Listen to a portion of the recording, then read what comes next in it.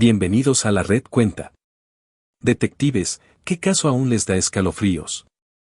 Historia 1, el vigilante secreto.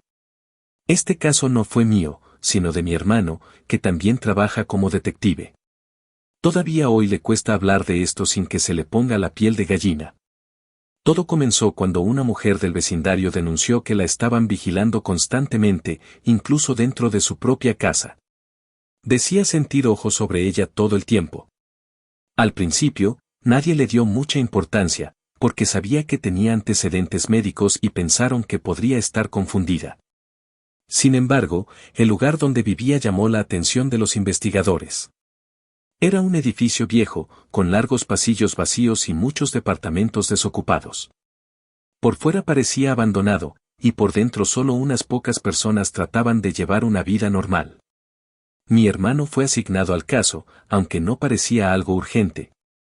Pero desde que entró al edificio, notó que algo no encajaba.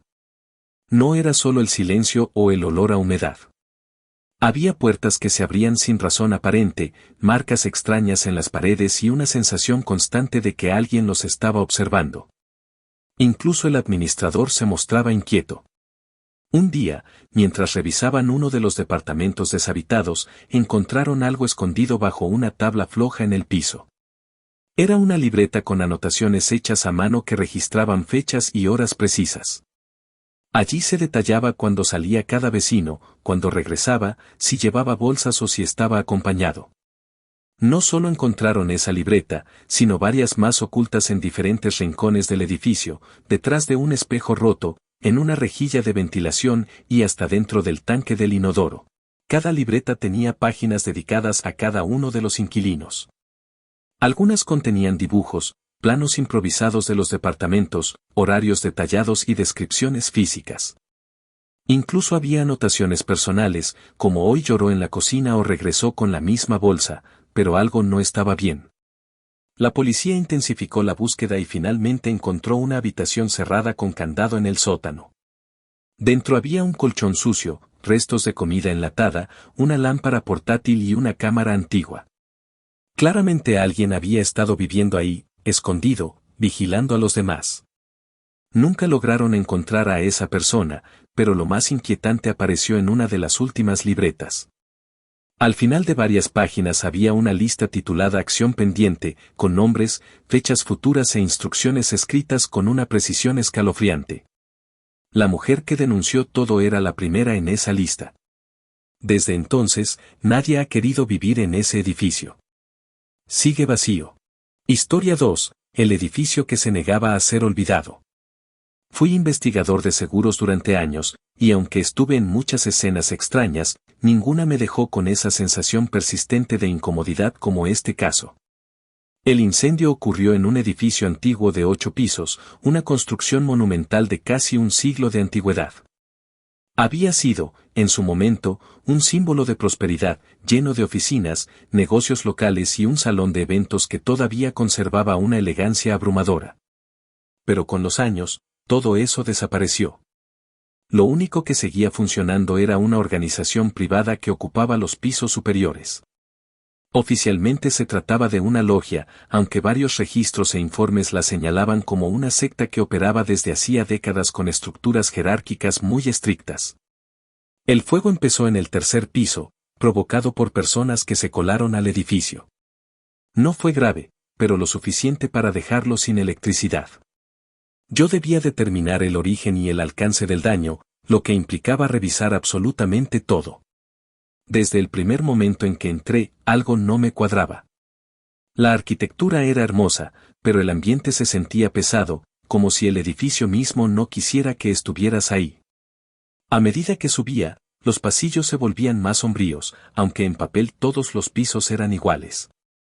El silencio era total, y solo se rompía con el eco de mis propios pasos. En el cuarto piso encontré una oficina que había pertenecido a una antigua organización comunitaria. Todo estaba intacto, como si hubieran salido un viernes y nadie hubiese regresado desde entonces. Papeles, escritorios, tazas, hasta calendarios con fechas de hace décadas. Y luego, algo me llamó la atención al fondo de un pasillo, una estructura grande y rectangular cubierta con una lona. Al acercarme la linterna iluminó un ataúd. Era antiguo, de madera oscura, y estaba colocado de pie contra la pared. No me pareció lógico que estuviera allí, pero pensé que quizá lo habían olvidado durante alguna mudanza. Sin embargo, no fue el único. En los siguientes pisos empecé a encontrar más, en oficinas, cuartos de almacenaje e incluso dentro de closets cerrados por dentro. Algunos estaban sellados con cintas viejas, otros simplemente apoyados contra las paredes, todos cubiertos de polvo. La tensión fue aumentando conforme subía. Cuando llegué al último piso, encontré 2 oficinas aún activas. Todo estaba excesivamente ordenado. Había símbolos tallados en las puertas, muebles de diseño antiguo y un archivador cerrado con llave que parecía haber sido manipulado recientemente. Algunas carpetas tenían nombres y fechas, y otras estaban marcadas con etiquetas como apto, proceso y retenido. No abrí más. Algo me decía que no debía estar allí por mucho tiempo. El sótano fue la última parte del recorrido. Lo que encontré fue una especie de refugio subterráneo, completamente equipado con suministros sellados, barriles de agua, comida empacada, instrumentos médicos, ropa doblada en estanterías y varias camillas. Todo estaba clasificado, como si esperaran una emergencia. Revisando una de las salas contiguas, encontré una puerta trasera entreabierta, y dentro, un cuarto de concreto sin ventanas. Allí había 5 ataúdes más, pero estos no estaban vacíos. En 2 de ellos había esqueletos casi completos, colocados con cuidado. No parecían recientes. Tal vez llevaban ahí años, incluso décadas. No había ninguna documentación que justificara su presencia. O peor fue notar que no había registro de ningún entierro autorizado en ese lugar. Todo indicaba que eran personas que habían desaparecido sin dejar rastro. Tal vez es miembros de la misma organización. Cuando entregué el informe, incluí todo lo que vi, pero nunca supe si alguien investigó más a fondo. Lo único cierto es que ese edificio parecía un santuario que no fue abandonado por descuido, sino conservado con una intención. Un lugar que guardaba secretos, no para protegerlos, sino para que nadie más pudiera descubrirlos. No volví a aceptar trabajos relacionados con ese tipo de organizaciones después de eso. Historia 3. El bebé. Esto ocurrió cuando recién comenzaba en la patrulla nocturna, mucho antes de convertirme en detective. Me asignaron a una zona bastante complicada, donde las madrugadas rara vez eran tranquilas. Esa noche, nos llamaron para atender un altercado en un bar que todos conocíamos demasiado bien. Por dentro parecía sacado de una película, con gente entrando y saliendo a todas horas, discusiones constantes, y más de una vez se había evitado una tragedia justo a tiempo. Yo iba con otra oficial. Al llegar, empezamos a sacar a los clientes uno por uno para cerrar el lugar, y cuando llegamos al fondo, solo quedaban los baños. El de hombres estaba vacío. Pero el de mujeres tenía la puerta cerrada con seguro. Tocamos y desde dentro una mujer respondió que saldría en 1 minuto. Esperamos. 1 minuto se convirtió en 3. Luego 5. Volvimos a tocar con más firmeza y esta vez la mujer finalmente accedió a abrir. Salió con paso lento, nerviosa, sin dar respuestas claras. Tenía los ojos vidriosos, la ropa arrugada, y algo no cuadraba en su forma de moverse. Llevaba ropa ajustada, y tanto yo como mi compañera notamos de inmediato un bulto muy extraño a la altura de la cintura, pero en una zona poco común. Era grande y no parecía formar parte de su cuerpo. Intentamos preguntarle qué llevaba ahí, pero sus respuestas eran esquivas y evitaba mirarnos a los ojos. Ante su comportamiento, mi compañera se ofreció a revisar, mientras yo iluminaba con la linterna. Cuando bajó un poco la prenda para intentar ver qué estaba ocultando, se quedó completamente paralizada. La miré esperando que dijera algo, y solo murmuró, necesitamos pedir asistencia médica, ya. No entendíamos qué estábamos viendo hasta que llegó la ambulancia. Los paramédicos la metieron de nuevo al baño, y ahí, confirmaron que había dado a luz sin darse cuenta. El bebé estaba atrapado entre sus leggings, ella había parido sin darse cuenta debido a su situación, así que eso llevaba horas ahí. Además, estaba completamente formado, excepto por la cabeza. He visto muchas cosas en mi carrera, pero esto fue diferente. Historia 4. El intruso.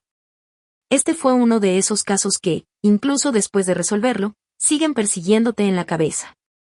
Una familia numerosa vivía en una casa antigua al norte de la ciudad. Eran padres, 2 hijos pequeños, los abuelos maternos y un tío soltero que ocupaba una de las habitaciones del fondo. Según los reportes iniciales, todo parecía normal. Ningún conflicto relevante, vecinos tranquilos, nada fuera de lo común. Pero cuando hablé con la hija mayor, que en ese entonces tenía unos 8 o 9 años, me contó algo que no apareció en el informe policial. A veces ella y su hermano despertaban con frases escritas en la cara con marcador permanente. Cosas sin sentido. Una decía, el fuego sube, el fuego baja, otra, no mires por la rendija. Nunca fueron frases agresivas, pero sí lo bastante extrañas para recordarlas. Cuando preguntaban en casa, nadie sabía nada. Los adultos pensaban que los niños jugaban entre ellos mientras dormían, pero tanto ella como su hermano juraban no haberlo hecho. Lo dejaron pasar. Nadie revisó más. Hasta que ocurrió lo del tío. Fue encontrado desvivido, en su habitación, aún en pijama, cubierto con la sábana hasta el cuello. Aparentemente, no hubo forcejeo, lo cual ya nos pareció raro. Lo que vino después fue peor. En el proceso de levantar evidencia, uno de los forenses notó algo fuera de lugar en el cielo raso del pasillo. Lo que al principio parecía una mancha de humedad resultó ser una compuerta mal encajada. Cuando la abrimos, descubrimos un pequeño espacio entre el techo y el tejado. No había nadie ahí en ese momento, pero lo había estado. Por mucho tiempo. Según el análisis de las huellas y la evidencia, esa persona había estado viviendo en el techo durante al menos 6 meses. Y lo más inquietante, nadie lo conocía. No era un vecino, no era un antiguo inquilino, no era un conocido de la familia. Era alguien completamente ajeno, alguien que se metió sin que nadie lo notara, y vivió sobre sus cabezas, observando. Historia 5. Aquel señor. Cuando estaba de patrulla recibimos un reporte inusual. Un vecino pidió que revisáramos el bienestar de un hombre al que, según decía, no había visto en un par de años. No entendíamos por qué había tardado tanto en dar aviso. La zona era rural, con casas separadas por terrenos amplios y poco tránsito, pero 2 años era mucho tiempo para no saber nada de alguien. Al llegar a la casa lo primero que notamos fue que todas las ventanas estaban completamente negras, cubiertas por una mezcla espesa de moho y cientos de moscas. El auto seguía estacionado en el garaje y no había señales de que alguien hubiera intentado entrar. Ninguna puerta forzada ni cristales rotos. Todo parecía congelado en el tiempo. Forzamos la entrada y lo que encontramos al cruzar el umbral quedó grabado en mi memoria con lujo de detalle. El dueño de la casa estaba en el comedor, caído junto a una silla volcada, aún enredado en el cable del teléfono. Estaba irreconocible a simple vista, parecía haberse derretido sobre la alfombra, como si hubiera quedado atrapado en el tiempo. Solo la forma y la ropa permitían adivinar que alguna vez fue una persona. El olor era indescriptible. Una mezcla entre el agua estancada que cubría el sótano por unas tuberías reventadas y el moho que se había apoderado de cada rincón. Incluso con mascarillas costaba respirar. Pero había algo más. 2 bolsas de supermercado con los productos aún ordenados seguían en el suelo de la cocina. Ninguno de los alimentos había sido tocado. El resto de la casa estaba sorprendentemente ordenado, como si hubiera estado esperando la llegada de alguien o como si él supiera que ya no iba a necesitar nada más. No había testigos ni contacto con su familia desde hacía mucho tiempo. Los archivos médicos indicaban que sufría de una condición cardíaca, así que la teoría más probable es que intentó pedir ayuda pero colapsó antes de lograrlo. Y, por extraño que parezca, eso no fue lo más perturbador. Lo más inquietante fue el buzón, rebosante de facturas vencidas, avisos de corte de servicios y notificaciones acumuladas. La más reciente tenía apenas un par de meses de antigüedad. Alguien, tal vez más de una persona, había seguido enviándole cosas y nadie en todo ese tiempo pensó en ir a tocar la puerta. Como si hubiera desaparecido lentamente del mundo sin que a nadie pareciera importarle. Historia 6. El fantasma digital. Todo comenzó con una denuncia que, al principio, parecía una estafa común. Una mujer aseguró haber sido engañada por un hombre con el que hablaba desde hacía meses. Lo había conocido en un grupo de ayuda para personas con ansiedad. Se presentaba como psicólogo, compartía publicaciones motivacionales, tenía videos en los que aparecía con bata médica y un fondo blanco, y hablaba con una calidez que generaba confianza. Jamás lo conoció en persona, pero la conexión era tan fuerte que terminó depositándole dinero para una consulta privada y, después, para una supuesta emergencia familiar. Cuando quiso denunciarlo, ya no existía. El perfil había desaparecido sin dejar rastro. Pero no fue un caso aislado. Comenzamos a encontrar patrones en otras denuncias.